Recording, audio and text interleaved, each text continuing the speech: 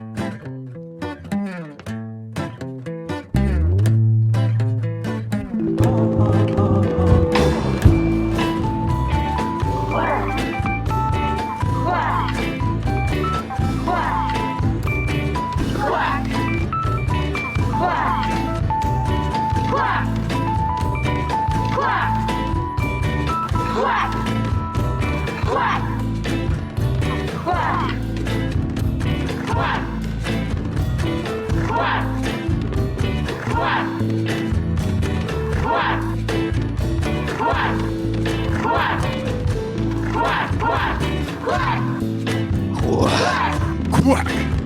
quack, quack, quack. Welcome out. I am your host, Adam Jamea. And I'm your cool cat host, Aaron Schroeder. Oh, yeah. This is the Quack 12 podcast, the most official, unofficial Oregon Ducks podcast in the fucking universe. You goddamn right. I watch way too much Oregon Ducks sports. Adam, I watched one game. You watched one game. And how did that game turn out, Aaron? You know what? I'm realizing I lied. I watched the most sports in my entire life. Oh, my God. I think I watched 3.5 games. That's a lot. Hey, you know what? I'm going to take the time. Someone's got to do. I'm clapping for you. Dude, thank you so much. Thank you so much. That is great. That is great. One of those games, actually most of those games, except for the one that is currently going on, as Aaron and I are talking here, 65-43, the Ducks lead the Chaminade Silver Swords. Swords. Yes, the classic Tommy Bahama presents Maui Jim's Maui International. You get it. Yep, there you go. I wish in Vegas. Walton should be there. Well, as you know, the Vegas Maui Invitational in Vegas. That's what it is. Vegas is just another island in Hawaii, as the commentators that's what I heard. have said over and over and over. Apparently, a lot of Hawaiians moving to Vegas. It's kind of cool. I like that. I can imagine like the Hawaiian shirt vibe is strong in both places. Maybe in Vegas more than Hawaii. I don't know. You're probably right, to be honest with you. Yeah. No one in Hawaii wears a Hawaiian shirt unless their job requires them to. You would think so. Hey, I would hope so. Yeah. You know, I had an Hawaiian shirt phase, actually. You look like your life is a Hawaiian shirt phase. Yeah, go figure, right? I guess when you're looking at this guy, it pretty much stands a chance. If you're not watching this on YouTube, idea that this guy that's talking to me is like throughout the actually I wore Hawaiian shirts a lot in my life, as if it was going to surprise me, is just, it's insulting that he would think that would shock me. It's like, oh, really? Right. That shouldn't be shocking to anyone. My bad. Jerry Garcia you are right. Reboot over here. No, Schroed, I gotta talk to you about this because we're gonna get into the 38-7 beatdown of the Ducks, which you called. We'll hear your apology a little later in the podcast. You called it, and you said, I got a bad feeling about this. One of the few times you've ever gone against the Ducks. I think it's the first time. I don't know. I think it's maybe the fourth. I couldn't prove it. It's something like that. It's very rare. Rare that it felt right to say that, the Utes were going to win because it felt right, but it felt terrible. And even I think I was texting you up literally moments before the game where I was like, if they lose, it's my fault. Like, I did this. It absolutely is your fault. Let's take a breath from that, but let's talk about some basketball. Let's talk about basketball first. I mean, as true Quack 12 fans know, we don't fully turn our eyes, the eye of Sauron, the eye of Quack 12. I don't know. We don't fully turn that baby on to basketball, Duck basketball, until the football season is officially over, at least the regular season. Right. Just because this little brain right here that I'm pointing to can't really handle all that. But we still watching basketball. What's that? Rumor has it the men are not shooting as good as they should be. That's true. That is very true. Okay. And I mean, honestly, it's kind of the same old story for every single Duck team in the history of the universe. It kind of feels in this moment, in Sure. that both teams are suffering because of injuries. Ain't that it? Oh, Ain't that it? that's Well, right. the That's right. women's much, much more than the men's. I'm just going to quickly break down what the women been up to. They've actually been kicking ass in the Bahamas, on the Paradise So Islands, they're if at you will. Tommy Bahamas Yeah, Bahamas basically. Invitational. I mean, basically, yes. Yeah, that's rad. Um, so yeah, they're chilling. They're having a great time on Paradise Islands. They Mhm. started it off with a 98-93 win over Oklahoma, the Sooners. I'm sure that does your Texas heart proud. I'm sure that hatred is ingrained in there. I They beat guess. them. They rallied. They were down by 10. But with just over 7 minutes, they rally back and get a 30-point performance from Niara Sabali. Now that Wow. is badass. Sabali was doing great. I should say so. Tahina Pau, India Rogers. We already knew they were going to be out. It sounds like they're going to be out till about Christmas time, till about Pac-12 play, which is rough to have your two starting guards out for that long. It really But showed hey, in that's this. right when we're gonna be really picking up talking about it. So Oh, sure. I mean, even before then, but that's really when you need them. I Taylor mean, at this Bigby. point, we'll be lucky to get to a bowl game, Oh Adam. boy. Oh boy. Taylor Bigby also out. Taylor Hosendove. I never got that one right. Hosendove. She's Mhm. also out. That's tough. And as you saw, the next game, Sabali was then out. Right. And it's probably due to, like, hopefully nothing serious. I mean, she had injured herself a couple games before, and I think it's just like we got to take. I mean, if we want her for the full season, obviously we got to treat this as carefully as possible Oh because she yeah. has such a It's the history. most important injury. Absolutely, absolutely. And but even against number one, we went against the number one team in South Carolina. Number one versus Oregon at the time was number 9, I do believe. We lost.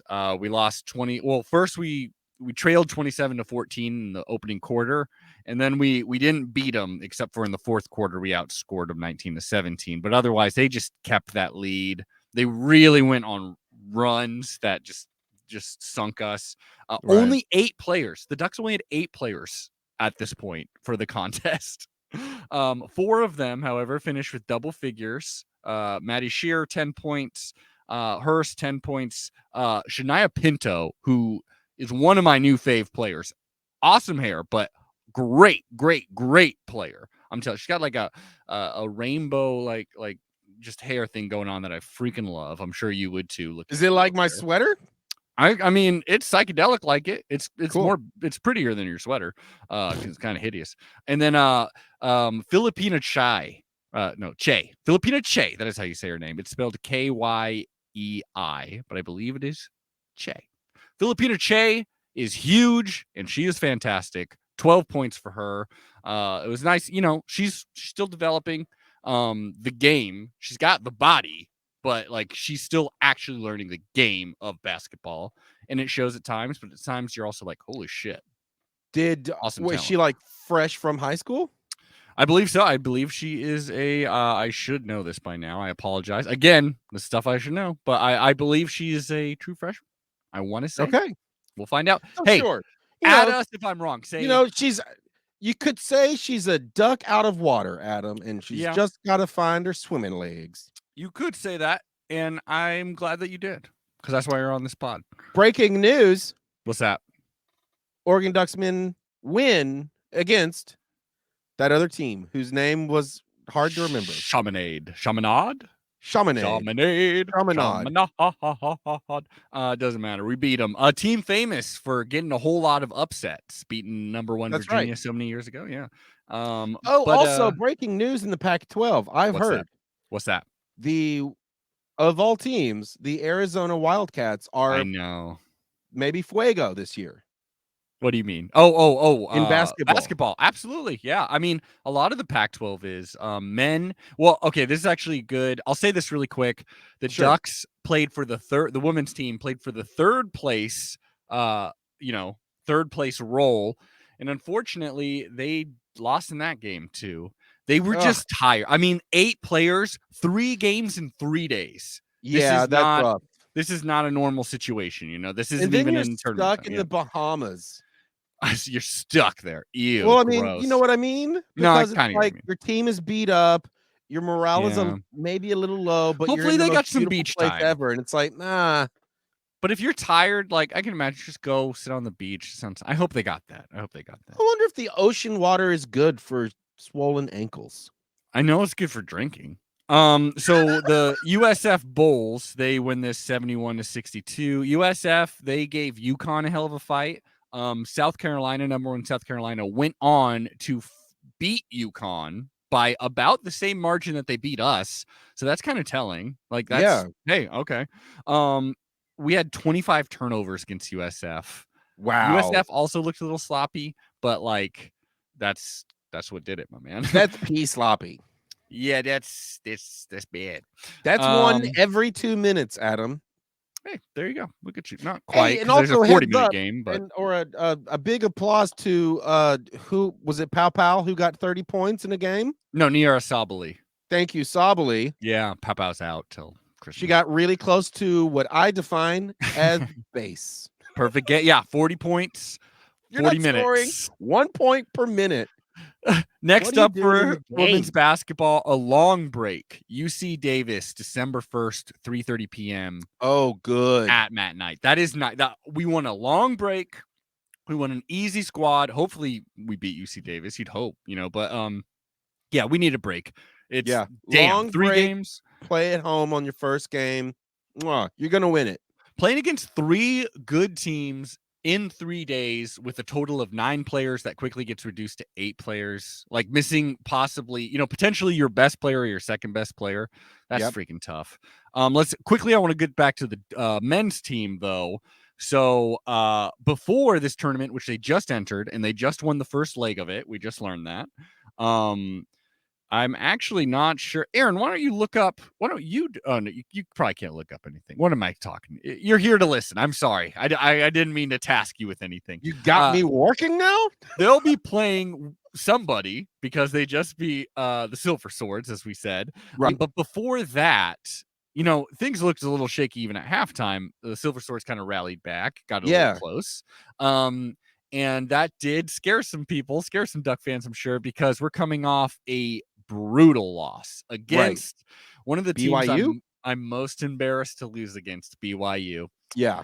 BYU, we lost to them. They served us something proper, Adam. That is an absolute truth. Holy shit, man. And we should say this was during last week's record. Was the BYU game. And we were like, hey, Ducks are looking good. I think they got a really good squad. Yeah, exactly. They're not doing so well now, but I'm sure that'll turn out well. You know, I was actually thinking right before we ended taping, I was like, oh shit, we need to look up how that game ended. Mm-hmm. And I'm really glad we didn't now, because what a bummer of a way to go out on an episode. I think we got to start using, I mean, you do this all the time. I got to start doing it. The more esoteric readings of like, oh, like that we get destroyed by a team in Utah while we're talking about the Ducks playing Utah. Like I should have used that. I need to use my Agent Cooper Twin Peaks third eye kind of stuff. Dude, if you're not doing it on an astral plane, then I'm not for sure why you're even trying to do it. We need to make that a t-shirt.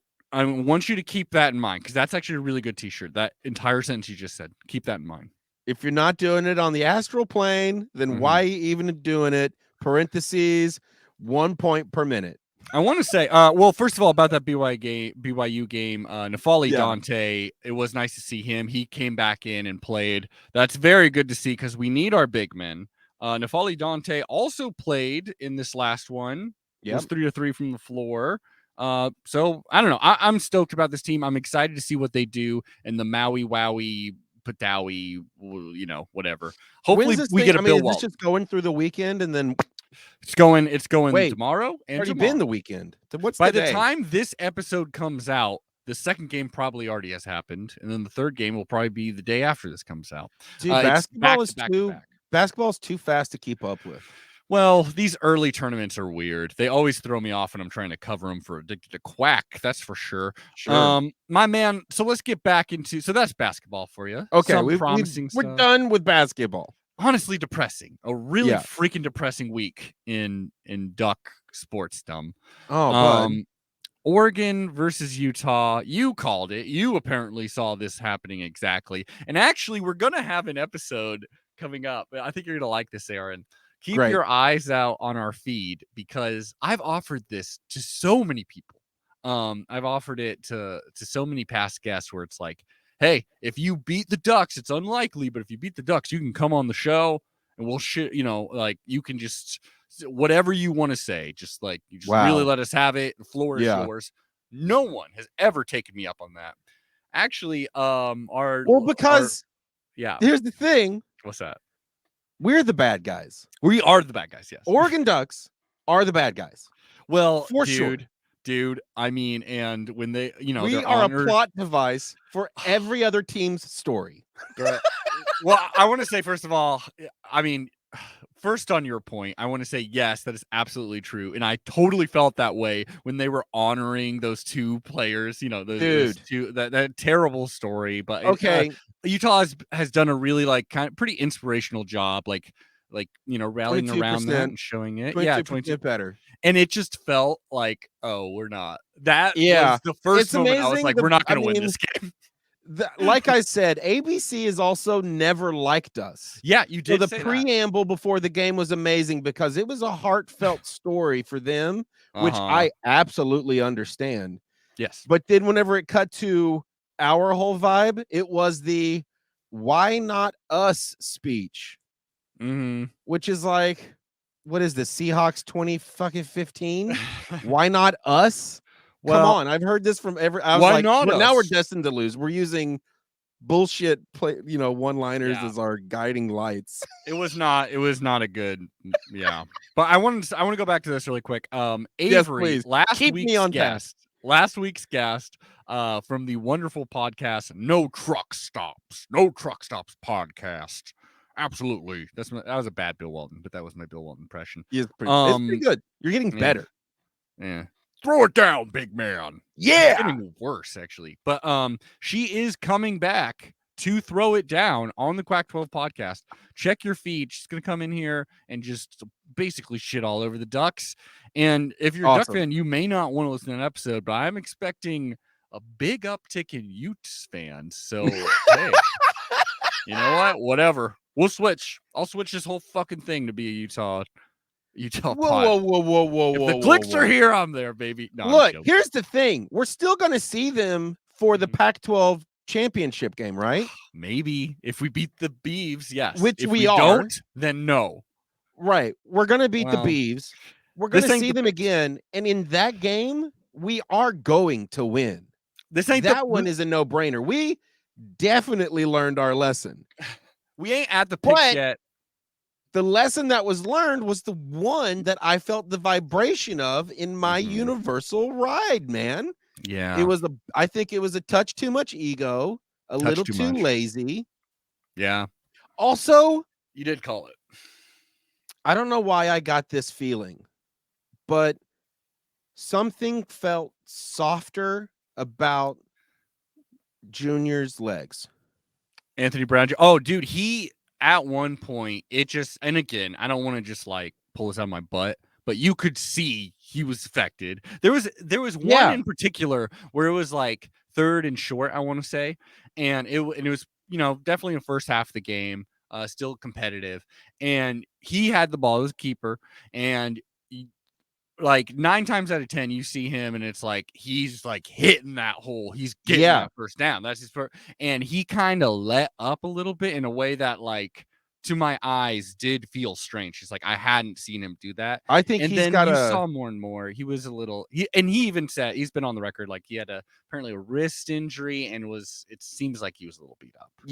Well, because I was going to say it seemed like he had maybe some kind of an injury that he was not maybe telling anyone about. Or maybe it's that football life. It's just But you know that feeling when you first do VR and you're thigh muscles kind of loosen up and you feel just a little wobbly legged. Yeah. And you shit That the was the bed. kind of Yeah, that's what energy I was happened. getting from him. Like even in the Mm. first quarter, I was like, something's his standing seems a little bit more like he felt pressurized and maybe like a when you get like a mini panic attack, it felt like I was getting that kind Mm. of an energy. Oh I my! don't know. Are you That's reading just his me though, aura baby. now? Are you on to aura readings? Look, bro, all I know is that when the All man right. had a purple fucking haze around him. All right. Okay. Now that once we get to this level of the pod, I know it's time to bring in someone who's When we No, what's when that? we get into this level of the pod, it's immediately time to get into conspiracy corner. Do you have a conspiracy corner? Because like after that ass kicking, I was kind of like, no, there ain't no. I didn't see any conspiracy. That was just an ass kicking. I didn't see any. I didn't hear any rumors online. I mean, we did Right. lose to BYU and Utah in the same week. Maybe that's something. Maybe there's something there. Maybe we all need to be converting to a certain religion that is prominent in that state. I don't know. Maybe I'll baptize you, Aaron. I don't know. Mhm. But Well, here, I can't. I do We're think making stuff up. I do what think will I do think what will help me figure out what our conspiracy Mhm. is to get some dirty details and some play-by-plays. I agree. I agree. And there's no better person That's right. to get what actually happened in a duck game, to like pull out all the Twitter bullshit and really open up them peepers and really see what's going on in the game. There's no one better than our guest, our frequent guest, Our our own set of resident binoculars. our resident film reviewer. Evil. In this case, he is a resident evil film reviewer because this film was evil. Yeah. From Addicted to Quack, the writer of the wildly successful Duck Tape articles, in which he breaks down the previous week of Duck football and the upcoming opponent. You got to check these out. That is Duck Tape on Addicted to Quack. That is right. The regular guest, which we pump up every single week with this much enthusiasm. Hythloday. That Woo is woo. Hythloday of Twitter at Hythloday1, Hythloday, number 1. Right off the bat, Hythloday, what the fuck happened in that game? Not that it was a surprise, but I just want to start off with that question. What happened in Oregon at Utah? Oregon lost in all phases of the game, all 4 quadrants of play from scrimmage plus special teams. There's no, this isn't a game in which, it's just this one thing, or, no, it's now they didn't get, the final score looks like a demolishing. It's not, they're not getting creamed in any single area. They're, basically, competitive. They're just a little below water, at all 4 quadrants. So the problem, plus special teams, the problem is you can't, if you're underwater at everything, you're going to lose, and you're, by a healthy margin. I mean, it doesn't help when you're behind 28 points at halftime. Yeah. I mean, yeah, part of it is that there's like those last, Utah scored 14 points in the last 2 minutes of the first half, right? And it goes from a 14-point game where Oregon's getting the ball, to start the second half. And it's like, okay, fine, we'll clean up some stuff at halftime, kind of deal, to like suddenly they're behind. And like that's Utah's whole game plan is they want to control, they want to make it a low possession game. They succeeded, right? Oregon only got 8 possessions, period, and only 4 of them were meaningful in the first half before it got silly. And Oregon playing from behind the entire time means that they're not able to lean to the run, and they're have to throw the ball, and throwing the ball is not what they're very good at. The 2 quadrants that were surprising were that number 1, Utah was throwing the ball much more successfully than they had in the past. It's kind of crazy actually how much more successful they were at throwing the ball. I don't have a good why explanation for why that is. It's a combination of probably a bunch of different factors. Oregon is pretty depleted in their inside linebackers and safeties. I think there's a little bit of that just like magic spice when it's like, I mean, did you see where they were playing, what they were playing for, who they were playing against, and like knowing you have an like a clear weakness that you can attack. There is a fair question whether or not that's replicable in the future for Utah. I mean, hopefully we find out, right? That is intriguing, isn't it? That there's a potential, because for you as a film reviewer, it's like so frequently there's like, well, I'm using the most recent data, which is from last season with a different squad. Rarely do you get the like back-to-back kind of situation. Has that ever happened? Actually, now I'm thinking about it. Probably not this close. Not this close. I mean, obviously, Oregon played Arizona twice in 2014. Yeah. And you were doing film review back then, yeah? I wasn't publishing on Addicted to Quack, but yeah. But you're right that there was a bunch of time in between those two games. But yeah, no, every other time they've been to the Pac-12 championship game, it's a team they hadn't played in the regular season. So let's pray to God it replicates that 2014 rematch format. All right. The other thing that's if you need to put this game into a single line, Twitter, I don't know, I haven't looked on Twitter, but Twitter probably said Utah was stacking the box, on defense and daring Oregon to throw the ball, and then Oregon wasn't very effective at throwing the ball. If you have to go with that bumper sticker, then that's not a bad one. I mean, the numbers do back up that. Which is exactly what we should shout out again, which Avery called this game precisely. Avery, she nailed it. The sound clips to show Avery. I mean, it's definitely the strategy that you should use against Oregon. Now, if you are an Oregon fan and you were looking for reasons to think that maybe this performance was not necessarily, inevitable, then what I'd say is look at Oregon's first 4 drives.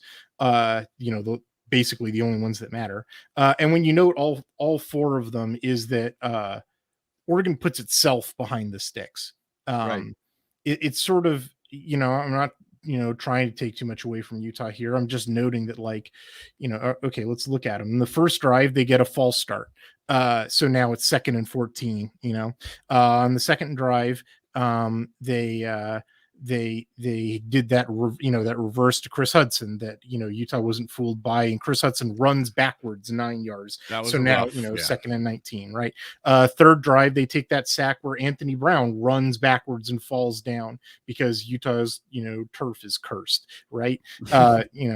And on the fourth drive, they get all the way to the red zone, and then they have a holding penalty on a run play, and now it's 1st and 20. So all 4 of those meaningful drives, Oregon basically does something. It's obviously Utah's on the field. Utah is not contributing to it, but I would say that it's mostly Oregon putting itself behind the chains, and then Oregon did not show the ability to get themselves out of that hole, with a reliable downfield passing game. That's the more subtle way of putting, Oregon can't throw, and so therefore they lost the game in, Utah, but it's a little more complex than that. Well, let me ask you this. Last week we were talking about how Utah was very similar to Wazoo. No, I don't know. Who did we play the week before? I've already forgotten. The team play Wazoo. The team that Oregon played that Utah's numbers look the most like is UCLA. Oh, interesting. I thought last week, because I was asking you last week what we could learn from that game moving forward, and you said basically we should expect kind of a similar game because they were a similar team. Well, what their efficiency and explosion numbers look like are very similar to what Utah's efficiency and explosion, numbers look like. I probably think that Kyle Whittingham's team is better coached than Chip Kelly's team. And, they made some there's a couple of strategic adjustments that they make, which are really important. The one of them is, they have super aggressive linebackers. They play in a 4-2, and their whole deal is that their linebackers, when it's a run play, they like immediately guess where the run is going, and they charge those gaps. And what you saw in the 2019, championship game is Marcus Arroyo, of all people, taking big advantage of that, because all you have to do is give them a little misdirection. You start to go a little bit to the left, the linebackers crash to your left, and then whoop, you go around to the right. Over and over again, Marcus Arroyo did that to them, and they never adjusted. And in this game, here I am thinking, I'm watching all of Utah's film in 2021, and I'm like, oh, look, same defensive coordinator. One of the linebackers is literally the same human being, and they're still doing the same thing. They do it in every game. They did it, with games against teams that have very different rushing style. I'm like, oh, well, obviously this is just their thing, and they'll do it again. And Joe Moorhead is going to be even better than Marcus Arroyo at, exploiting that. And then it doesn't really happen. Utah instead plays their linebackers back. They play the keep the game in front of them kind of style, where they like wait and wait and wait, and then they flow to the play. Right. And they did that very well. I'm not trying to take anything away from Utah's linebackers at all, because they're very good, but like it was crazy to me to be seeing like, oh, we just threw out the last 3 years of film, just throw all that out. That was useless, and I sort of feel like, if I was blindsided by it, I sort of expect that the staff was at least partially blindsided, by that. It's a totally crazy change. So Utah is playing a different game than what was expected of them. Their defense in rush defense, what their linebackers were doing was 180 degrees the opposite of what they have put on film for at least the last 3 years. Wow. And that's the primary reason why Oregon's rush attack wasn't working. And as we have discussed on this podcast several times, Oregon's rush offense is the key to everything. Right. So, and then the other half of that equation is just, on several plays, Utah was just sort of daring Oregon to throw the ball by putting 8 or 9 dudes in the box. It's, too much of an oversimplification. It's why I've spent this time talking about linebackers and putting behind the chains and some other things. But they're definitely daring Oregon to throw, and Oregon was sort of not doing it as much as they probably should have. I wouldn't put 100% of that blame either on Anthony Brown, because I feel like there was a couple where it was like, that was right to that motherfucker. He should have had his hands all over the ball. But it didn't. Yeah. I do remember one where he a couple caught it of just drops like here, and there was one where it's literally like here or here. And on top of that, all the drops were to true freshmen. Oregon was out. Oregon's was now, Jalen Red and Johnny Johnson and Micah Pittman. I sort of feel like any of those 3 guys are in there, somebody catches a ball. That's definitely true. That's part of it. That is a great point. When it comes to either play calling or who you're hitting in the progression, I'm not really sure who's really in control of that. But one of the things that I noted in my preview of Utah is that they have a really good cornerback who always plays on the offense's right side of the field. And they had an injury, actually 2 injuries at the other cornerback position. So they were playing a freshman 4th string walk-on. Wow. And I was just like, I didn't exactly say this because it's not exactly my job to do that. But I was thinking in my head, they're just going to line up Devin Williams on the left side every time and run right at that, run him right at that kid. And if Utah stacks the box, just single coverage of Devin Williams versus a freshman cornerback, this is easy. And sure enough, they got a few of those passes. In fact, in terms of explosive passing, this was actually one of Oregon's best games ever. Yeah. They hit a ton of explosive passes. I mean, not a ton.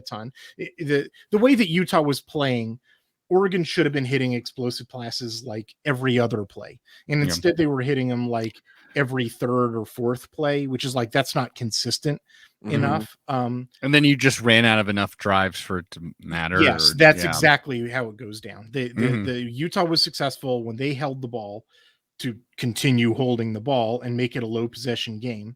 And Oregon was not consistently hitting explosive passes in order that Utah was, I'm not saying let them have, but that was the vulnerability that they were presenting, and Oregon wasn't taking it. And who you want who you want to blame for Oregon not taking it, up to you. All I can describe is that Oregon wasn't taking them up on that vulnerability, and then just time ran out. Hythloday, I so desperately, like, the entire game, or not the entire game, but certainly when we were down, was just thinking about the times. It's like, oh man, I remember when the Oregon offense game plan just suddenly became like, all right, Herbert, we're gonna need you just to hit Mitchell. Like that's it, man. Just like keep throwing it to him, and like he's really good, so he'll catch it. Like I just so wanted Anthony Brown to just hone in on Williams. And I'm not saying it's like, oh, and that would have won it all. Like, I don't know. There's probably like a couple of picks that maybe come out of that. But like, it's certainly desperate. It's definitely what the defense was clearly structured, like tempting you into. And it was clearly like what was available. And I can see, you see why Duck fans and Duck receivers are frustrated with it. I think it shows whether you're like, a decent human being or not, whether you decide to just like throw a ton of vitriol at a person not getting paid to play college football. Maybe you don't throw actual like hate towards that person, but it's also fair to say like, yeah, that guy, he ain't it like right now. Yeah. Aaron. Well, he wasn't it for this game, definitely. Like the way that Utah's strategy, defensive strategy worked, this offensive strategy and this offensive signal caller were not, it's like you find yourself in a hole and you got to climb out of it, and your dude is not a very good climber. He's bad at constructing ladders. Okay.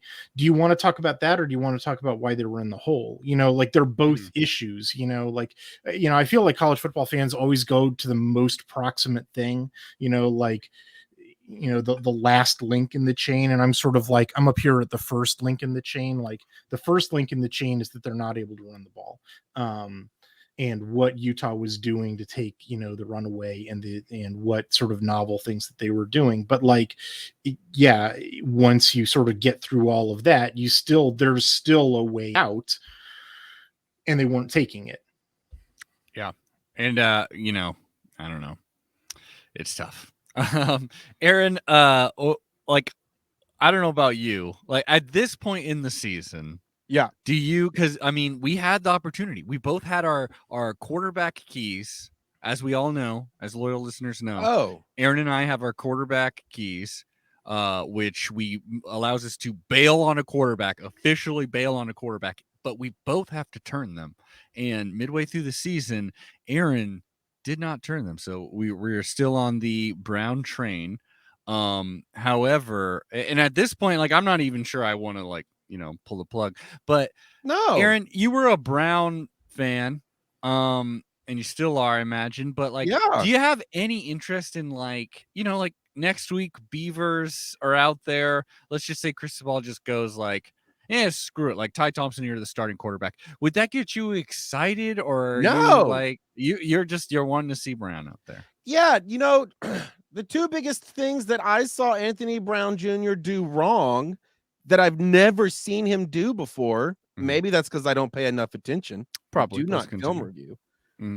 There was one time where he was running out and he just literally tripped on the ground. That was not good. Down, which I was like, something's up with this kid right now. And there was another where I think he ran backwards like 10 or 15 fucking yards. Yeah. And then they sacked him way back there because he got all pressurized. I think something just zapped in his head before the game. I mean, even Mr. Golden Foot himself lost his edge a little bit. Camden Lewis 0 of 2. This is the conspiracy corner. Oh, okay. I think what's his name leaving? Henry Cattleman? I don't know if I think no. Henry Cattleman's Micah Pittman. Thank you. Yeah. I think him leaving actually shook up the room a little bit. I think that there was a lot more happening inside that locker room. And after reading his letter that he posted on Twitter, and it was #mental health, I was like, I don't think he's talking about his mental health. I think he's talking about well, the team's mental health. That's some good speculation, conspiracy corner. I'll tell Baby, you this I'm too. talking deep conspiracy. I know that like this has got to be like the least favorite thing Hythloday has to talk about a football team for at all. sure. So this is for me and you, but I did read this online. That's all. That's the accreditation I'm gonna get. I'm gonna cite it as in I read this somewhere online. Yeah. That like, well, I mean, there was clear frustration even on the TV, but like Devin Williams was very, very, very not happy with specifically Anthony Brown. Like, very frustrated with him. Yeah, and I think there's some toxicity happening. Well, and who it's knows? the coach's job to squash that and figure it out. Get him on some yoga. That is true. And some Nutri-Grain bars, Aaron, man. I'll tell you this. That's why I mean, this game, you guys, like this upcoming game. Well, wait. I gotta say, we're not jumping right in a preview for this, but I just want to say, it is. How do y'all feel about suddenly this Oregon versus Oregon State game, the Platypus Classic? Oh, totally fine. It's got some juice in it now. Like, and I kind of like that. You know, it's the difference between betting like a $10 bill and a $100 bill. Like the fact that we cannot win the Pac-12 North this season, kind of is mind-boggling to me. In a season in which we, you know, beat Washington, beat Ohio State, have only lost 2 games, and we're 1 game away from the regular season. Or wait, lost however many 2 games. In my head, I just retroactively thought we lost to Ohio State. No. And we could still lose the Pac-12 North. I mean, I don't know. Hythloday, you're a diehard Duck fan. You know, I know analytically, like you're thinking about it, but do you like having a little extra juice in this game, or would you rather it be already in hand, the Pac-12 North game? Obviously, I would rather have it in hand. Yeah. What crazy question is that? I don't know. I like living on the edge, I guess. I don't know. I like especially like the craziness of it's like it's either Washington State or Oregon State or Oregon. I do love that. Well, Oregon owns the tiebreaker over Washington State. That's well, yeah. If Ducks win, they're solid. If Beavers win, they need the Cougs to lose, I believe is how it all ends up going.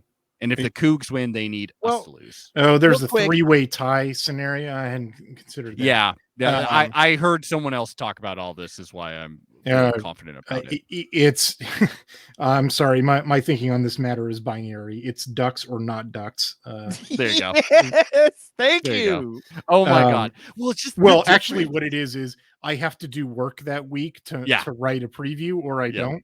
That's exactly how I think about it. Because I'm definitely not previewing a Wazoo Utah Take 2 game. Like, I'm going to bed. You can rewatch the game. That's good. Well, and the other thing is, it's like, I know you're in the same boat here, Hythloday. The difference of a workload of like before the Utah game, you're thinking about, okay, I may need to plan for a Pac-12 championship game, a playoff, and then possibly 2 playoff games, like whatever, possibly. Yes. Well, that's and then what I did in 2014. Yeah. And the difference now is like, it could literally be like, well, that was the Beavers game. Get ready for the Alamo Bowl, like, and whatever. Like, the difference would be stark. And I would never call a season in which you beat Ohio State and Washington and got 9 wins. That's not a disappointing season, but it would be disappointing at the same time. I mean, if you're asking me for my like emotional like engagement with the team, like 10-2 is what I called at the beginning of the year. Like, I think we all did, actually. I was not expecting Oregon to go to the playoffs, and then as soon as honestly, as soon as they played Stanford, actually the week before, as soon as they played Arizona, I was like, oh, this team isn't like, if this team makes it to the playoffs, it'll be the thing that has pissed me off about a bunch of other Pac-12 commentators, where they're like, the conference should rig it so that an undeserving Pac-12 team gets into the playoffs, because that'll be really good for the conference and they'll get money and so forth. And I'm like, undeserving teams should not go to the playoffs. Like, I've been pretty consistent about that. And when analyzing Oregon's decisions, I have, their coaching staff's decisions, I've pointed out that they are still on track to make, when they were still on track to make the playoffs. And therefore you have to take that into consideration, the sort of, even though we wouldn't deserve it, we can sneak in, and that cachet is valuable. And so therefore they'll do this, that, and the other thing, and not do these other things because it would jeopardize. Right. That was never like my emotional context. My emotional context would be like, it's not that I don't want Oregon to go to the playoffs. I do, but like, it wasn't Oregon deserves it. God damn it. Yeah. And anything bad that happens is the cosmos, conspiring to deny the Ducks, that's me. It's a rightful, status. I was never in those shoes. It was just like, what does Oregon need to do to win the next game?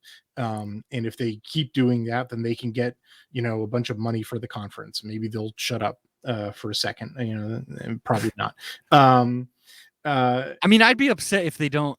I would feel like a bit disappointed if they don't make the championship game. I will be like, hey, solid season if they. The conference. I mean, it's a solid season either way. Yeah, the conference. Oh well, now you're talking about a different thing. No, like I run these numbers and I do the same. I use the same tools to analyze efficiency that I have for a decade, and I can tell you that the teams that make the playoffs, or for national championship caliber teams, are hitting about 60% efficiency in at least 3, usually 4 quadrants. And the teams that fall short of that mark, but who make the conference championship game, are ones that hit about 60% efficiency in one of the quadrants and are above water in the other 3 quadrants. And that's what described Oregon. Like Oregon in 2021, their numbers, pretty much from the get-go, have been a conference championship caliber team, not a national championship caliber team. And so if you're asking me like, what do I want for the Ducks? It's like, that I want them to get the thing that they are as good, that they're good for. So like, this wasn't like terribly upsetting to me, because it was like, well, this was always coming. Well, and I want to get on that too, because like I do feel like a lot of the reactions, it was interesting how different it is than other games, like say against when we lost to Arizona State, in 2019. Or that's sort of a different game though, right? Yeah. Like, well, I mean, that's when I started out saying like there was no one thing, or it wasn't like one weird trick, they were just beating all phases of the game. That wasn't true of that Arizona State game. That really was a game where you play that game 10 times and Oregon wins 8 of them. And this was just like a weird thing. And if like had Arizona State won the South and not Utah in 2019, and Oregon got to play Arizona State again, I wouldn't come right out and say, Oregon's going to kick their ass up and down all over the field, but like I'd sort of be feeling it. If Oregon plays Utah again, that's definitely not how I'm going to feel. Utah won in all phases of the game. Like, well, and not only that, but like the a lot of the stuff that they were taking advantage of was stuff that you saw throughout the season, whether it was like due to injury, which is a huge part of it, like the weaknesses in like the linebacking core, and then like and on offense, like clearly like not having a clear like deep field threat on a consistent basis. Like that was something that obviously people haven't been shutting up about, and it is a valid observation. And like that, like I don't know, it just kind of felt like all the little things, finally a team was good enough and in the right just mindset to fully take advantage. And then like any game, they just got great luck. And I don't know about y'all, but I felt like, this game is just kind of like tossing up the controller on that the kick or the punt return for the touchdown. Oh, it was earlier for me. It was the when Keithy hit that, like, he went through the first level and the second level and the third level, the defense, and no one wanted to tackle him. I was like, it looks like Oregon's given up. I don't think they were actually giving up, but it was like the cosmos has decided that this game is over. Like, well, and it was like, And again, it was, and like we had seen in other games, it was like I wasn't even necessarily like sweat. Well, I was sweating it, but it's like going down 2 scores. It's like, well, I've literally seen the Ducks do this in other games and come back going and down rally. by And 14, I was like, this is fine. We're back. yeah, No it big ain't deal. good, well, especially but, because Utah got the ball first, right? Right. Like Yes. Oregon having it, if they could have just converted a third down, or it's just like bunch of little things. Yeah. Now that we're back I wouldn't in the say game, it's a bunch of little things. It's more like,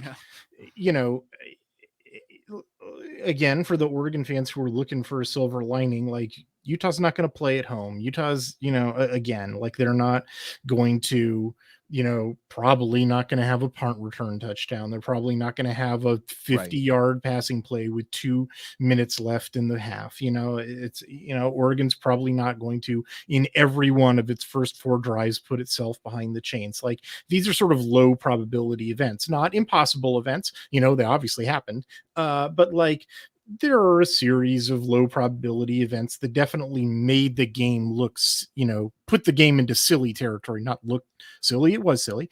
It put the game into silly territory that are probably non-replicable events. Mm-hmm. And that, I don't think any Duck fan was crazy to think, when it's 14-0 with 2 minutes left in the half, like, oh no, this is fine, and then it very quickly went to not fine on weird stuff. Well, let me ask you this then, because I want to know, is this silly or was this Utah breaking a code? Because for some reason, they definitely learned how to make him a Thibodeau. Well, I don't think that's true. Thibodeau had a pretty good game. Seemed to really be for the second half. He seemed short up, not able to get to the quarterback. Oh well, I couldn't tell you about the. I wasn't really paying attention to most of the second half because it was garbage time. Wow, that was going to be another question because I was like, surely the half is garbage time. Yeah, I mean, dude, it's like they're down. It's two drives into the second half.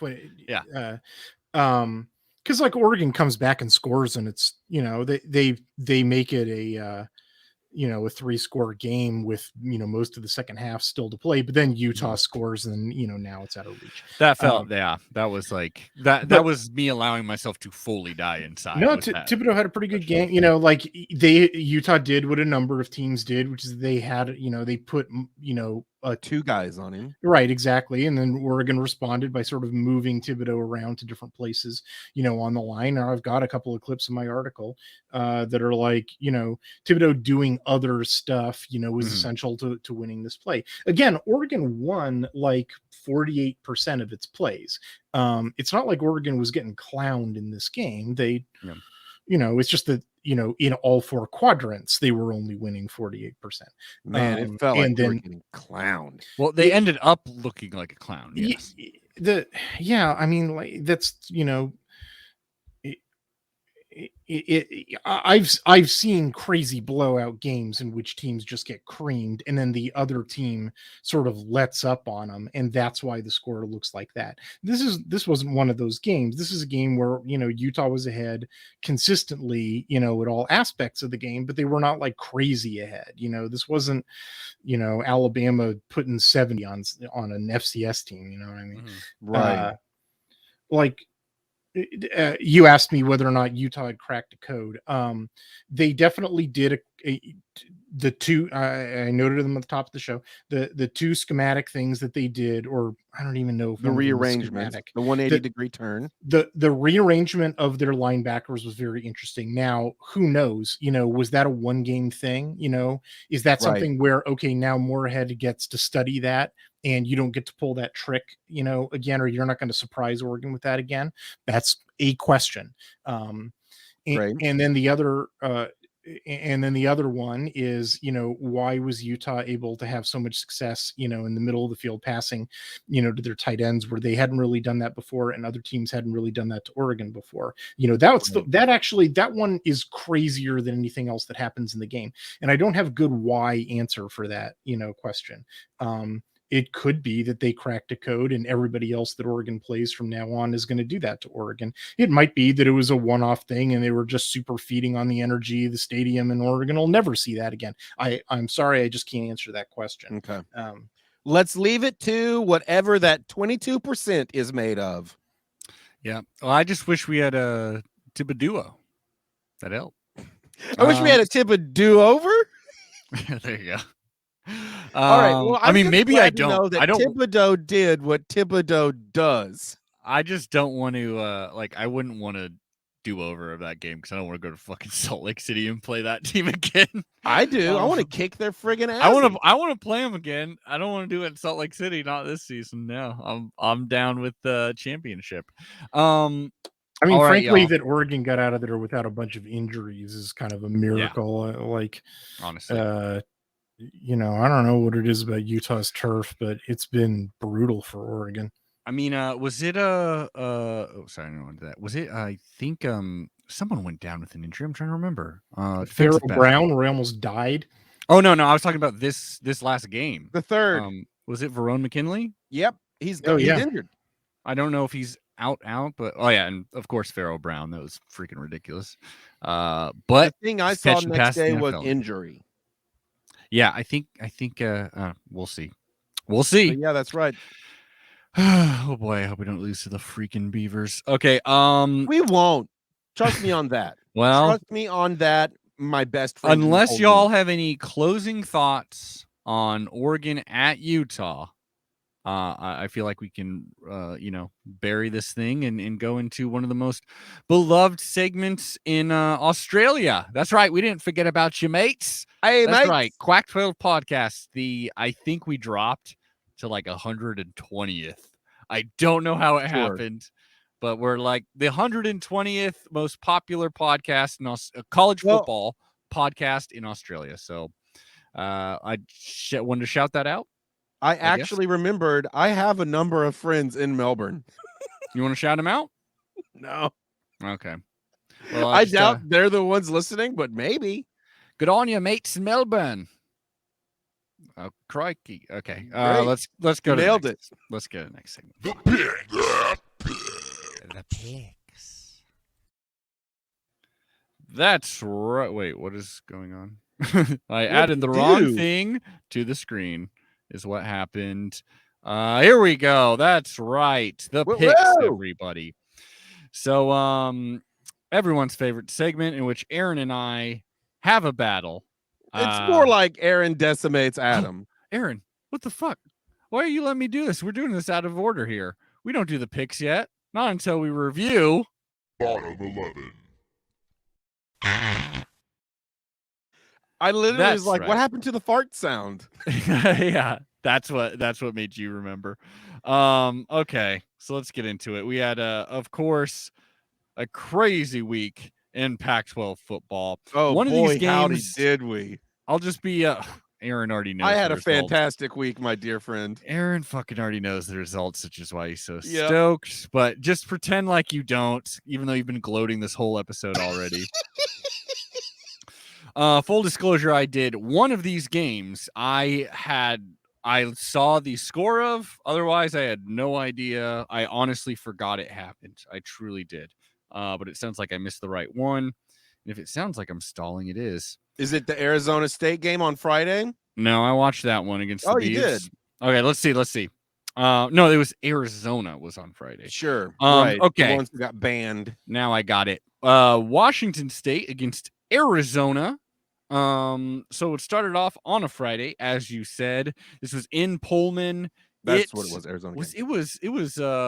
If I'm remembering correctly, this one was this game super foggy or super snowy? I'm trying to remember this week. Foggy. This is the foggy one. This was the one where you could literally not see shit. I tried to take a screen cap of it, and it's like not even a good screen cap, the one I got, because it was literally just all fog. Like it was, and it was not only that, but it was on the they were playing in some major time portals. Oh yeah, that's what. Oh, I wanted to text you about that. I was like, there's a lot of cosmic energy going on here. Maybe some of that sifted over to the Oregon Utah game. I don't know about that, but I'll tell you this, like. like Washington State, beat the hell out of Arizona 44-18. I was hoping it was going to be close because I wanted to win, but no. It was on Friday. It was later. It was you couldn't see anything, and it made me realize why the Pac-12 is so good is because they make it so hard to watch. Sometimes literally not just like hard to find the channel of and stuff like that. Sometimes the play that is on the field is very, very hard to watch and suffer through. And I think that makes Pac-12 football kind of like I don't know, like acquired taste. You know what I mean? Excellent vintage, Adam, for and sure. To see a good Pac-12 game, it's rare. Like that's a rare vintage. And I think it all adds to it, But anyways, yeah, Washington State kicked the hell out of Arizona.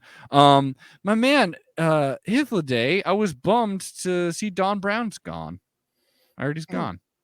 I didn't see that news. Did he go to Massachusetts? He did.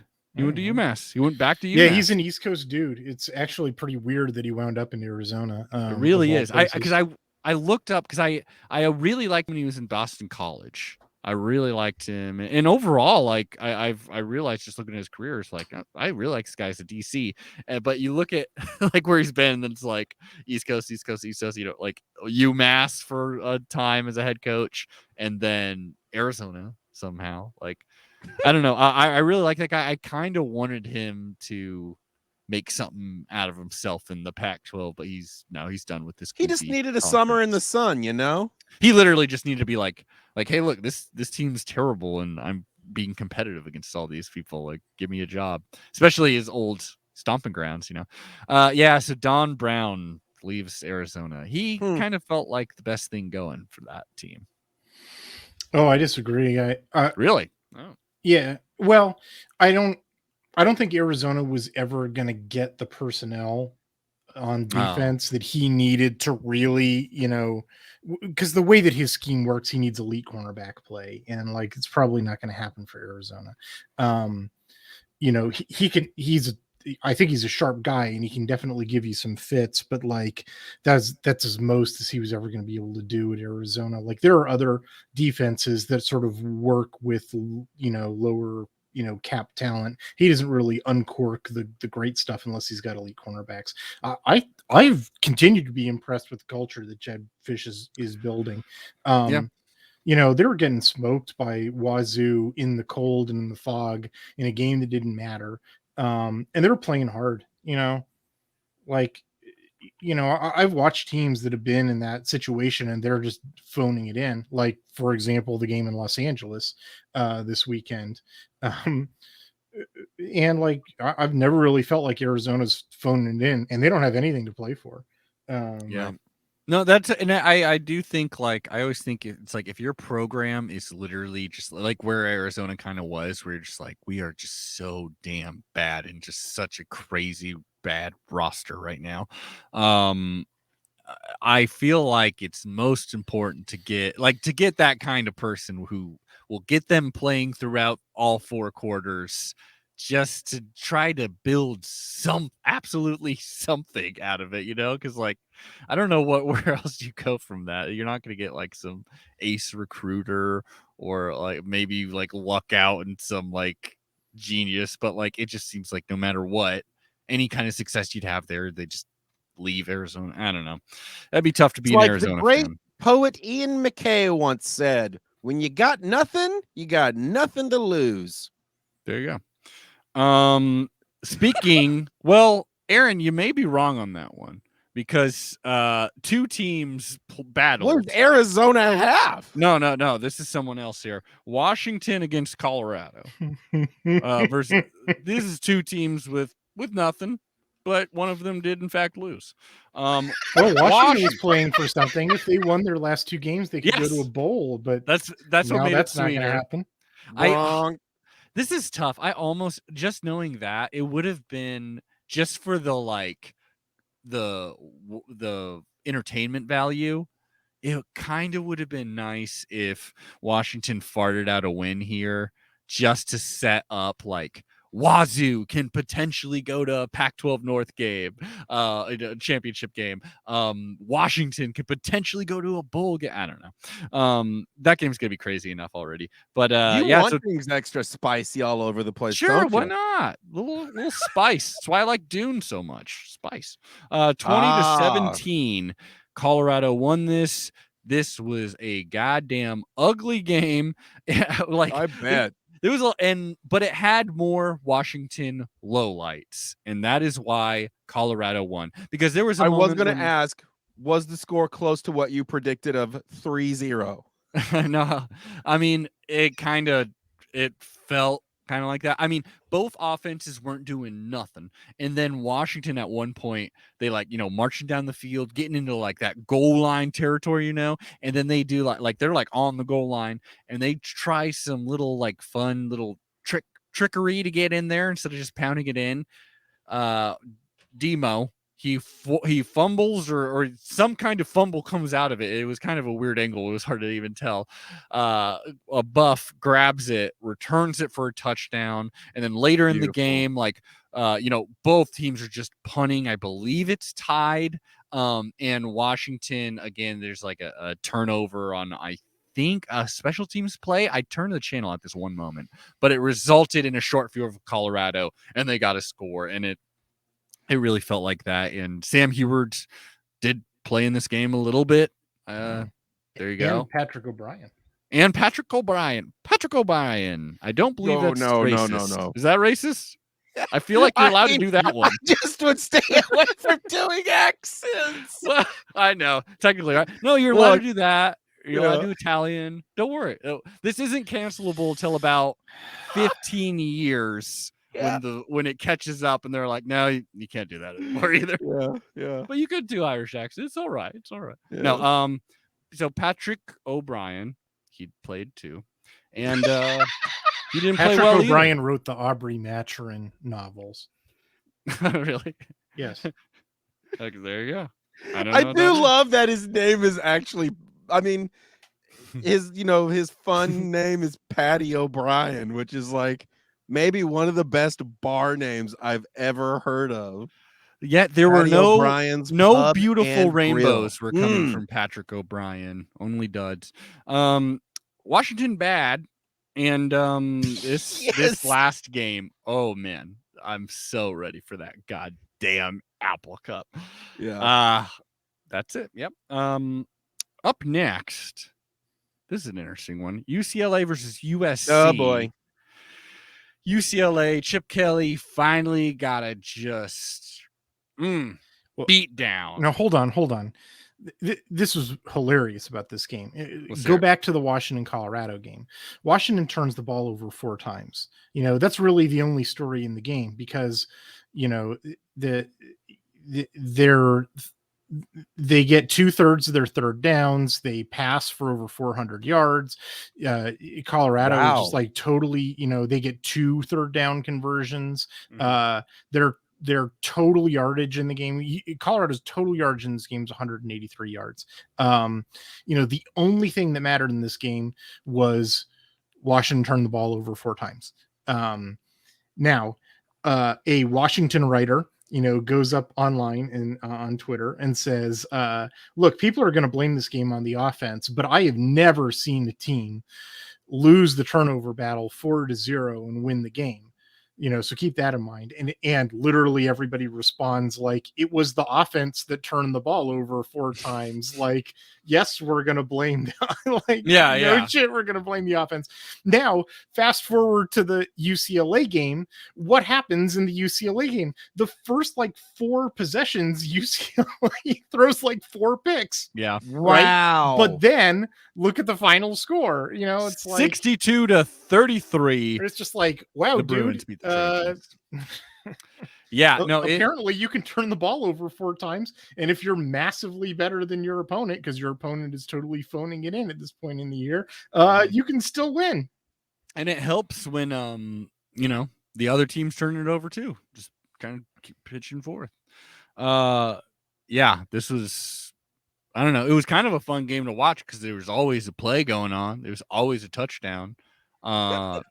That was about it. It was. Well, you know, our games seem to always be having touchdowns as well. Yeah, there's a lot of scoring in that. Well, they really just drove the ball so well against us. Goddamn. Yeah. UCLA, USC. I'll be interested. Like, I don't know. I'm still kind of interested in seeing this UCLA team. I don't know. Maybe Chip Not Kelly can. me. Okay. Let's see. Chip After Kelly this, still owes me $5, and I'm not gonna let him loose on it. this is the game. This is the game that I did not watch. Cal played against Stanford. This is on the farm where we lost. But you know, no one else loses to Stanford, only us apparently, because Cal went in there, a team that I ridiculed, strongly ridiculed. They rightly defended. Aaron for defending. Cal goes in there and wins 41-11. So there you go. Hythloday, do you have anything to say? I did not watch this game because I was too busy. I think I was recapping a women's basketball game like the minutes before the football game started. So both teams got their quarterbacks back. Garber's in McKee. Nice. But McKee still doesn't have any receivers, and he still doesn't have a very good offensive line. He still doesn't have very good defense, and Cal has receivers and an offensive line and a defense, and I don't think any of those things are elite, but they have those things, and Stanford doesn't. And it's like, yeah, you know. Wait, is this Garbers the elder or Garbers the younger? The elder. The younger plays for UCLA. Mm-hmm. Okay. I can never remember which one is. I don't know if Ethan Garber's Chase Garber's is the oldest Garber's brother. Maybe there's another brother. In this year they are. In our purview. In our purview, yes, for the Pac-12 is concerned, yeah. Yes.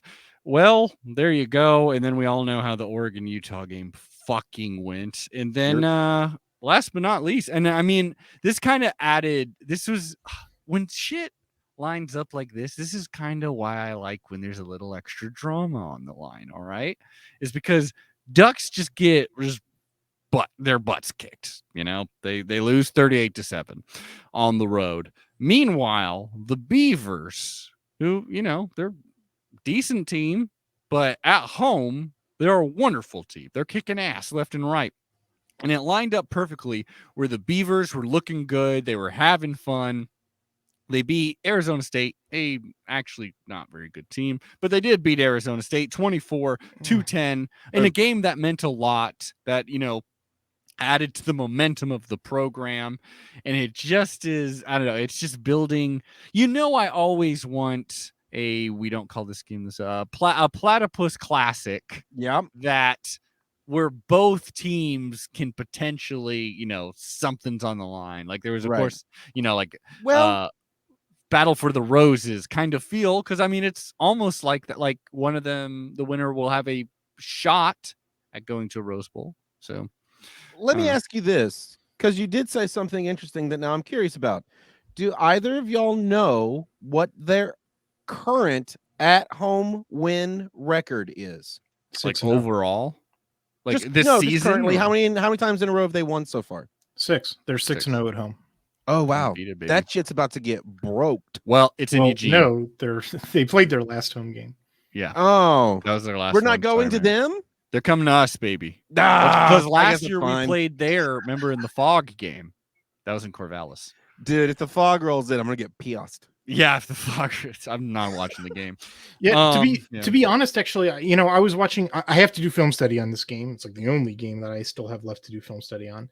Or I guess I have to do Utah, Colorado later. Or assuming that Oregon wins this game.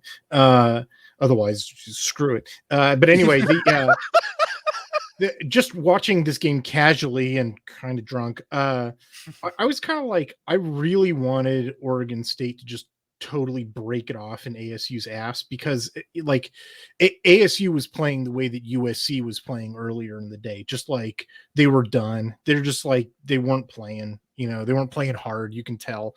The South is no longer, winnable for them. They knew, I don't know. I don't like to psychologize too much, and I don't like to ascribe too much to fan theories about you just have to want it more than your opponent. But still, it is the case sometimes that you can watch a team at the end of the year and they're just phoning it in. Like you can see it on the screen, and you can see it this upcoming week when USC plays. Just tune in that game. Just like they're not focused. They're throwing interceptions. The offensive line isn't giving it 100%.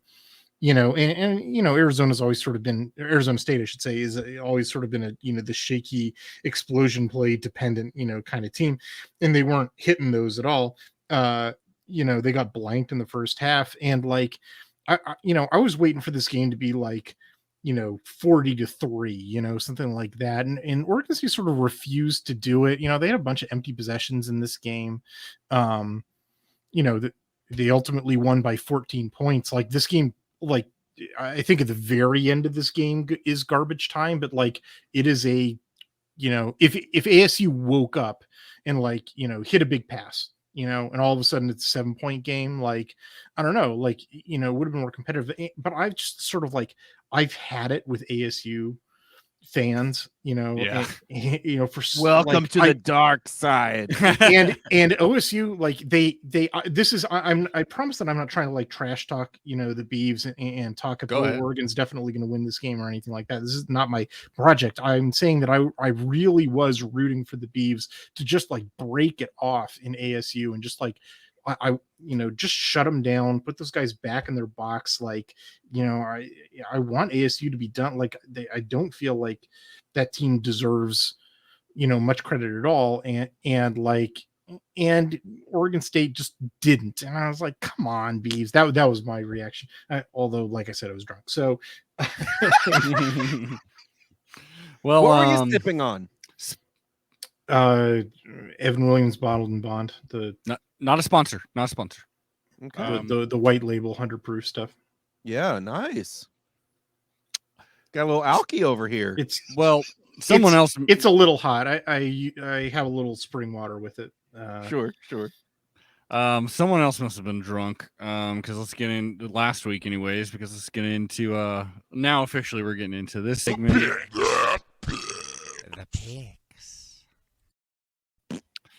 That is right. What the hell is going on? There we go. That is right. Boom. The great Pick'em Challenge. Now we're finally getting to it. Aaron's been smiling over there. Let's just get into the freaking reveal. Aaron kicked my ass. Let's just. Oh, baby. And it's funny because the only reason why I picked USC was because I had just been so hardcore anti-USC, anti-Chip Kelly, pro-USC that I was like, let's just keep it going. But that was a dumb move. I shouldn't have done it. Yeah. What are you doing here, I'm messing up is what I'm doing. Don't you worry. People on YouTube are watching a wonderful show of a man not being able to control a show he's done for years now.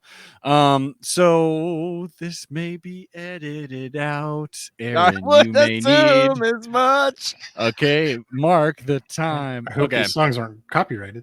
No. Here we go. All right. Great. Once again, I will introduce this fucking segment, the Great Pick'em Challenge. What the hell is? I'm keeping it all in. That was great. I just don't know why this is having such a hard problem. There we go. Holy fuck! Oh my! Come on, baby, get there. I don't know what is going on, and I apologize for wasting everyone's time. I mean, these visuals are just too good not to be utilized. I'm just gonna do something else. It makes it easier. All right. Sorry, I'm gonna fix this right now. Remove. What is the time? 1:18? Yeah. Okay, 1:18. So I'll just start 1:15. Okay. Okay. I'm just gonna do this shit. Damn, we're going fucking Marvel fucking movie length on this motherfucker, huh? I know. Sorry. I'm for it. Okay. Share screen. I'm just going to do this in the future too. Boom, boom, boom. Does that look right? Looks beautiful. Okay. Once again, the great Pick'em Challenge. Hey, there you go. Okay. So, as you can all see, I did really, really, really bad. Okay. Obviously I went against what Aaron did because I'm way behind. And so that resulted in Now, I do just want to tell you, I've brought it up before, but I'll remind you, although it's probably too late now, it might be smarter to pick a couple different, so that way you're not falling behind by so much. Aaron, the way I've how been they picking, get you in the casinos, my dear boy. The way I've been picking, it just doesn't fucking matter, man. Well, it definitely doesn't matter now. It's impossible for Adam to catch up. Well, we'll see. Let's look at this. I was looking at this. So I'm behind 9 points. Yes, that is a lot. And there's only so many games left. And bowl games are worth 2. We're saying, okay, I was hoping you were going to say that. We don't have to do that, just so you know, because I love doing it that way. Okay. Because we also, I think that's a rule I made up last year when I was trailing. Yes. But we got 7 games on this next slate. Aaron's got a 50 to 40. Damn, lead. busy week. 7 games on this next slate, and then we have the championship game as well as USC Cal, and then we got the bowl game. So I don't know. We'll see. I mean, still, you're down by 9, bro. That's tough. It's really freaking tough. I believe Hythloday would call this a garbage time. You son of a bitch. Okay, let's get in. Let's wrap this baby up. Let's hit it. No, I meant in our season of pick'ems. No, I know what you meant. I know what you meant. Not the episode. It had a double meaning. Yeah, I get it. It's all garbage time. That we should rename this podcast Garbage Time, actually. I'm for it. Okay, we got Colorado at number 23, Utah, in a manufactured rivalry, honestly. They don't seem to actually hate each other all that much, but sure. Colorado at number 23, Utah. This is rivalry week, by the way, Aaron.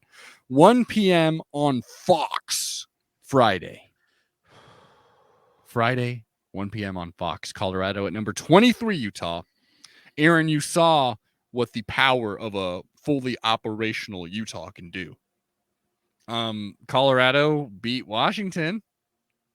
The question becomes, do I believe what I've seen?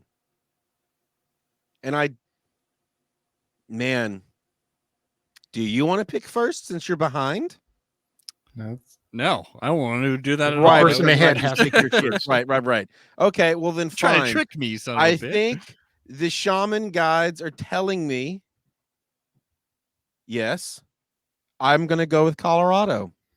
Wow. Thanks for that gift, Aaron. And I know I sounded just this cocky last week when I got only one pick right.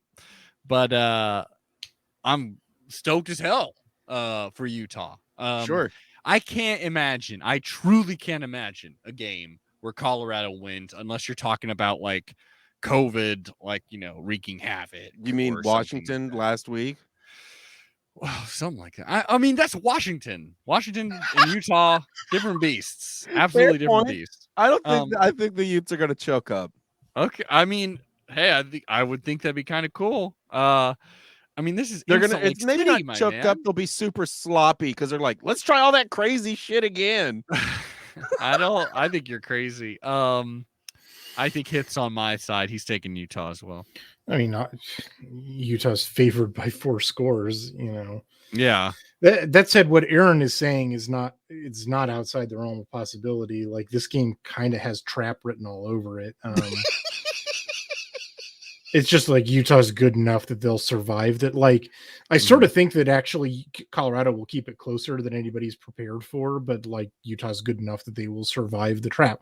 Just like UCLA was good enough versus USC to survive the trap of throwing a bunch of early interceptions, Interesting.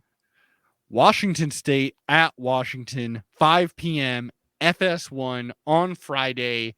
I'm so glad that this game's on Friday and not the same game that the same day that the Duck game is on, so I can fully sit down and watch this shit. I would be pretty obviously I got strong rooting interest for Washington State just because it'd just be, I mean, just the storyline of how many Apple Cups in a row have they lost? Like, they've lost every single one since Jimmy Where Lake is this was happening? there. This is happening at Washington. This is happening in Seattle. You can maybe get tickets to this game, Aaron. There's maybe tickets. Maybe Washington fans are so afraid.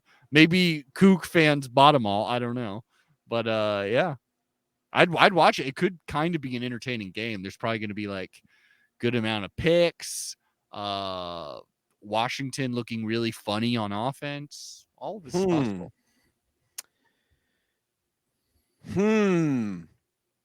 Yeah, in Seattle. I'm going to go with Washington.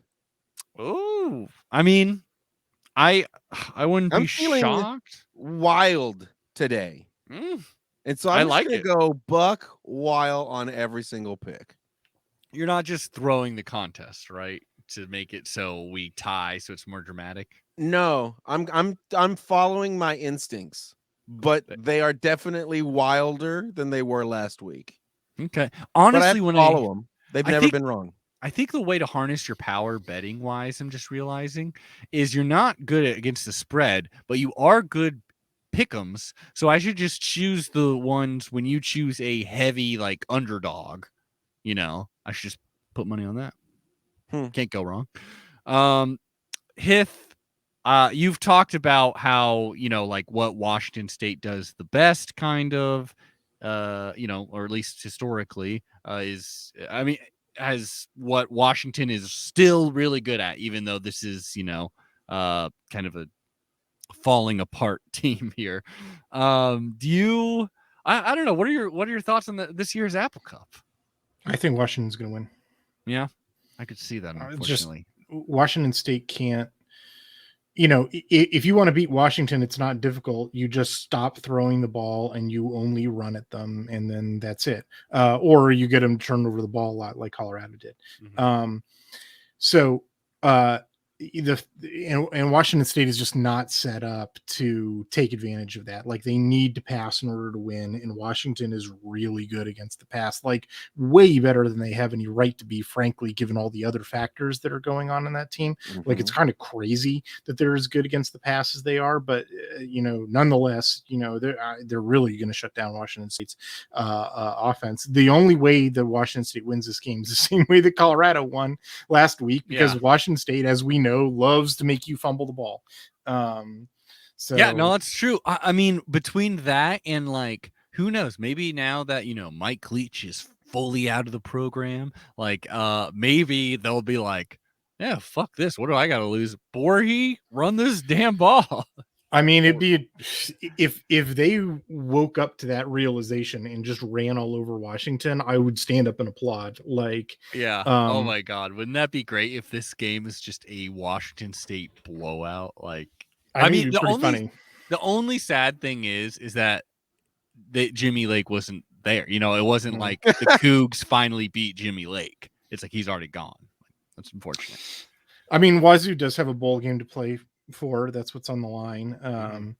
And like, Washington doesn't have anything to play for other than keeping Wazoo out of a bowl, which, like, I don't know, man.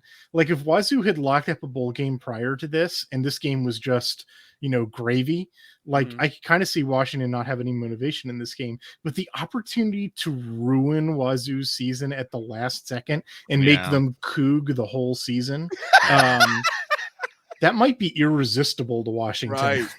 I understand. Absolutely. Understand it. Oh, I forgot you guys can see that. I don't need to do that. Oregon State at number 3, Oregon. Well, but they're not number 3, right? Oh, that's right. I think we're like 9 or some shit. At the time I wrote this, apparently they were number 3, so they're number 3 in our hearts forever. Yeah, they are. This is obvious, Adam. This is a no-brainer. Oregon, all the way, all day. Hot fries. You're going with Oregon. I feel like you're just doing that because you feel bad because last week you picked them. No, I definitely know we're winning this game. I think Hythloday said it earlier. I'll repeat it. This is a 10-2 team. We've lost 2. There will be no more losses. Well, I'm going with Oregon State because I'm just that desperate.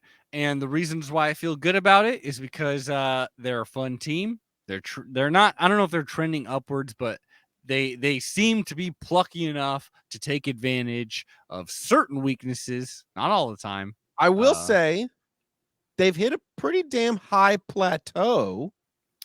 Well, will it continue to find another level up?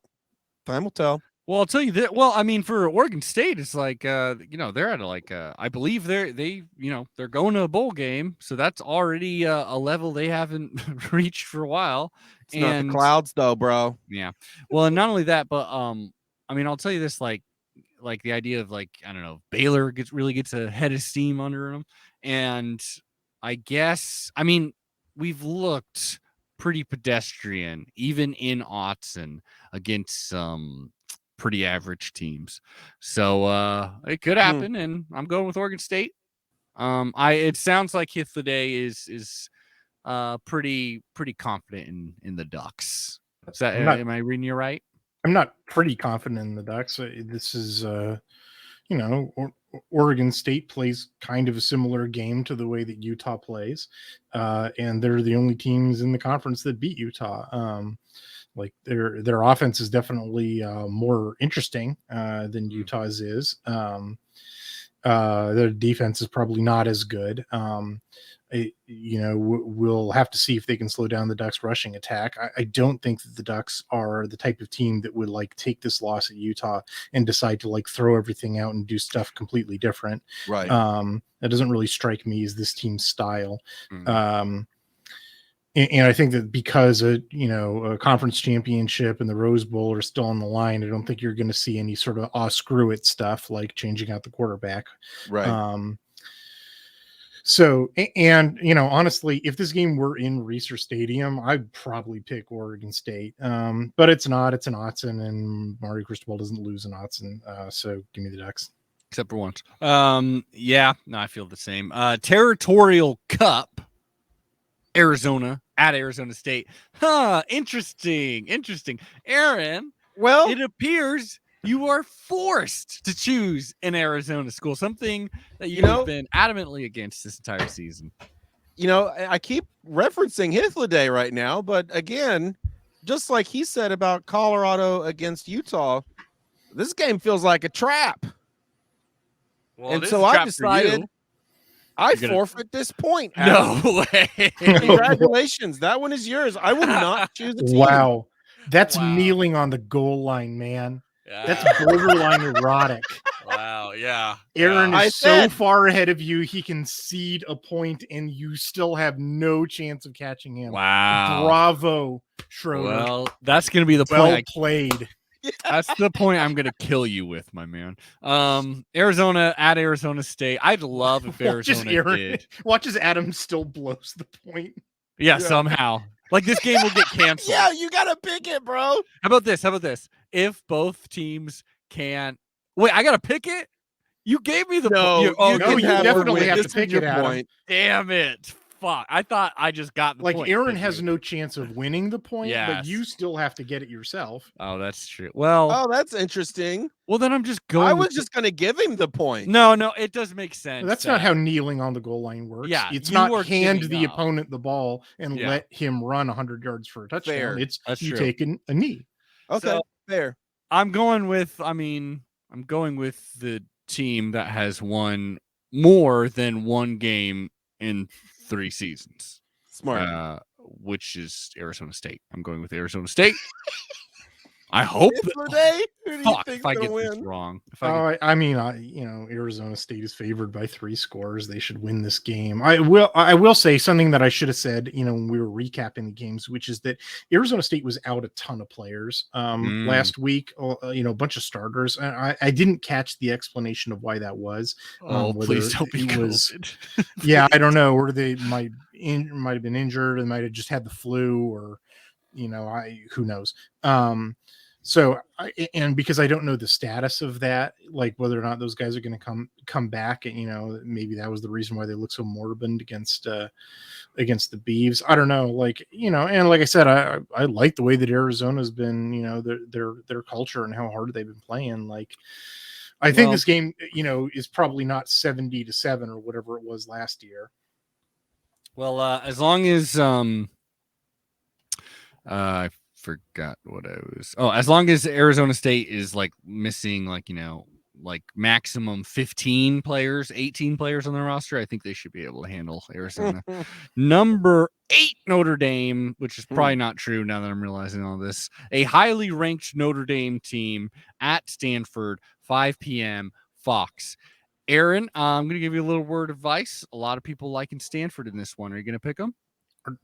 Really? People like Stanford for this game? There are people that probably, some people out there would pick Stanford for this, and I can't do it. I'm a Rudy or die, baby. So you sure? It's Notre Dame. I'm not trying. I'm just saying. Are you trying to gaslight him, man? No one's on Stanford on this game. Stanford's a bit of a wild card. On people like it. Dark horse candidate here. I know that Stanford is your favorite team, and so I want you to have them in this pick. So therefore, I'm going to pick Notre Dame. Oh, well. Are you sure? Oh, absolutely. If I don't know anything about the game, I have no idea how Notre Dame is doing, but very good. They seem to be a legacy team, so I just always pick them. Okay. So 2 points for the bowl games, you said, right? Sure. Is that a bowl game? No, but knowing that, I am going to go with I'm going with Notre Dame. They're absolutely going to. There's just no fucking way Stanford wins this game. I just can't. I can't go with the opposite in this one. Oh, wow. You really were trying to twist me up. Dude, I mean, even though they beat us this season, every other game except for who did they play? They beat some other offseason. They beat Vanderbilt. Vanderbilt. They beat USC. That's right. 2 low schools on the totem pole. Well, there you go. I'm going with Notre Dame, I guess.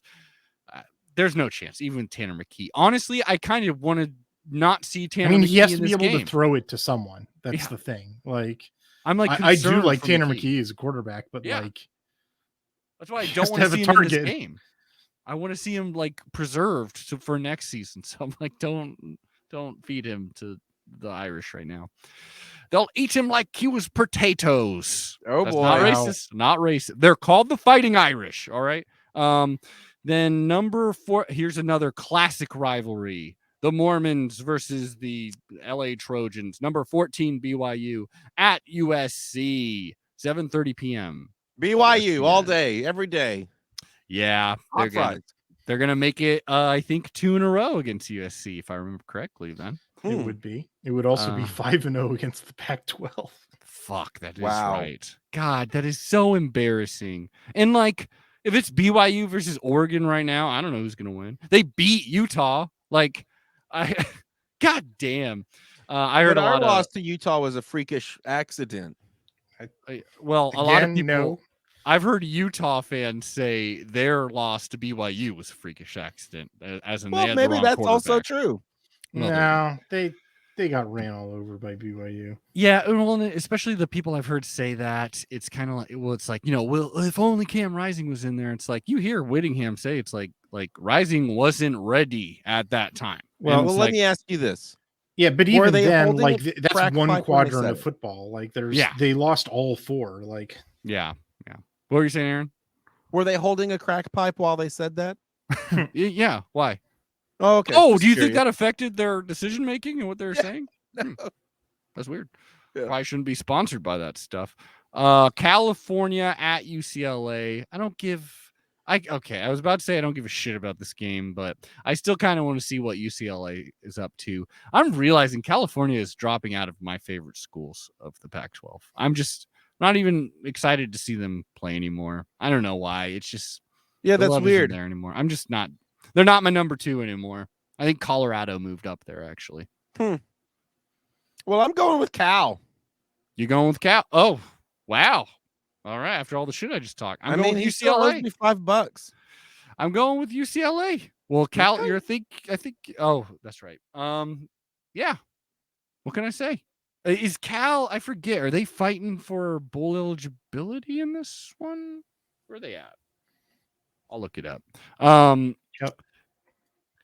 Hythloday. Cal's 4-6. They got to win this, and they got to win the makeup game against USC. That is why I was confused. I was like, I know they're like, but I think they have a chance. But this is the final game of the season. No, they got one more. Cal, UCLA.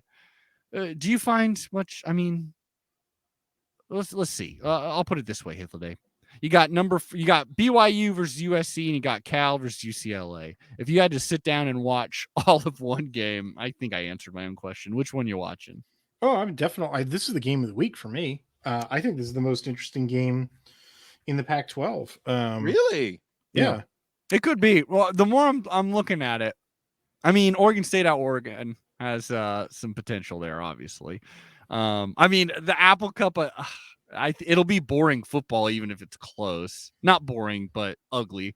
Yeah, this could be a pretty competitive game, honestly. If UCLA loses, does Chip Kelly get fired? No. I don't think so. I think he's already. I don't think the UCLA is in a position to fire him. Yeah. Oh, I think with Chip too, it's just like, why don't I think they're just thinking like his season isn't a disaster this year. Like he had a high point even like with that inflated at LSU win.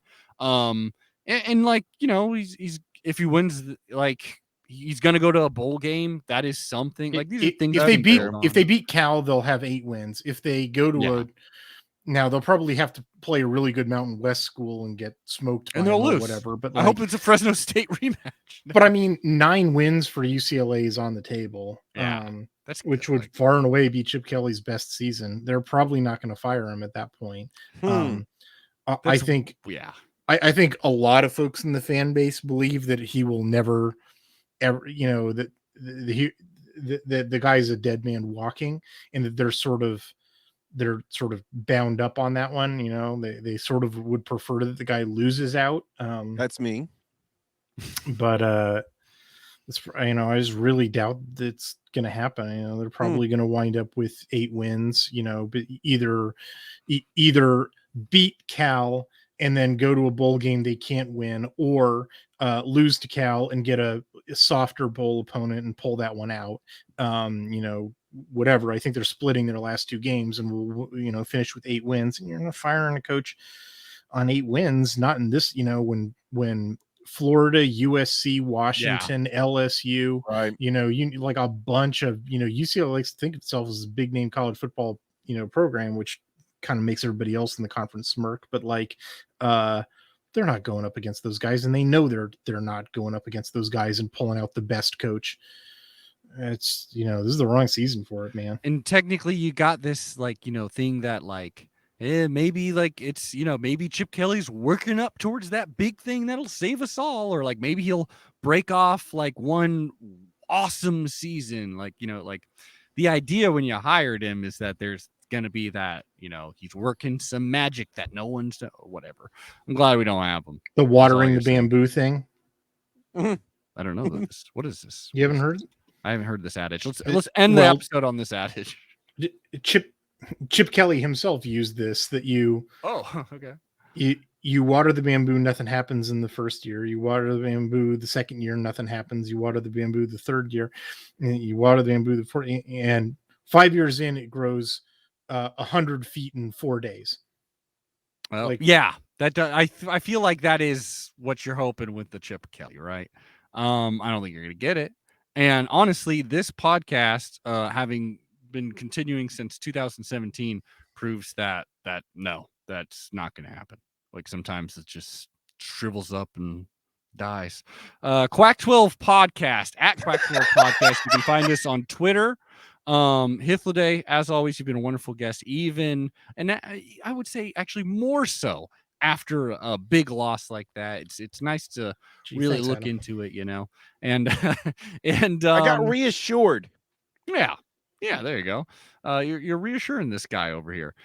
At Hythloday1, HYTHLODAY, the number 1. Go over to Addicted to Quack and read Duct Tape. Read and watch Duct Tape, a film review of, that's right, the game we just played, but it'll help you cope a little bit. It'll at least teach you something.